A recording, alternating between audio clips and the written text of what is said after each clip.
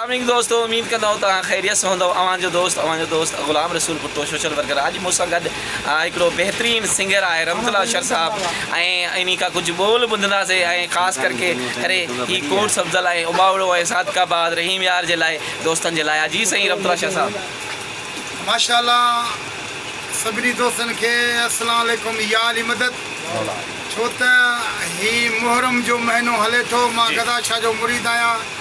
साईं हिकु असां अहले बैत पैतन पाक खे मञण वारा आहियूं। भुटा साहब जी जी बिस्मिल्लाह।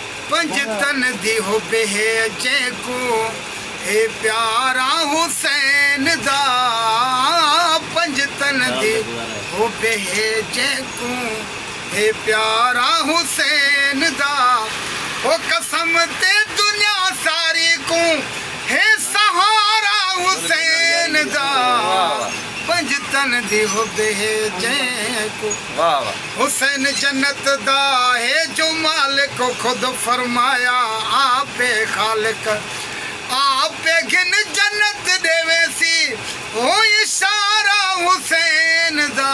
सुभान अल्लाह। पंज तन दी हो बेहे जेको हे प्यारा हुसैन दा, पंज तन दी हो बेहे जेको। रमतुल्लाह अशर साहब तव्हांजो लख महिरबानियूं। अल्लाह तव्हांखे सलामत रखंदो। साईं मां तव्हांखे इहो पुछणु चाहींदुसि तव्हां सिंगर छो थिया हुई? छा इश्क में थिया हुई, शौक़ में या गुरबत में? साईं अल्लाह ख़ैर कंदो। उस्ताद जलाल चवंदो आहे न कंहिं बि शइ ते माण्हू आशिक़ थींदो आहे, या उन जो हलणु वणंदो, या उन जो खिलणु वणंदो, या उन जा वार वणंदा, पोइ जंहिंमहिल प्यार थिए खां पोइ सॼो बि सोन आहे। वाह वाह ज़बरदस्त। असां मोहबत में सिखियासीं, शौक़ सां सिखियासीं, पोइ इहे इश्क बि थियो ऐं मोहबत बि मिली ऐं जुदायूं बि महबूबनि कयूं, उहे बि मिलियूं।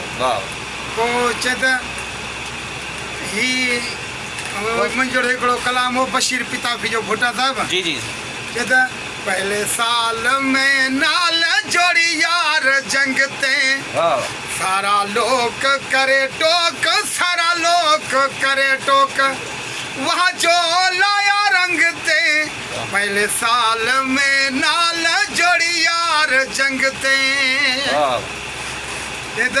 मेरा डोह कोनी तेरे नैन लड़ गए, गजब दे असा कूड़े नशे यार चढ़ गए।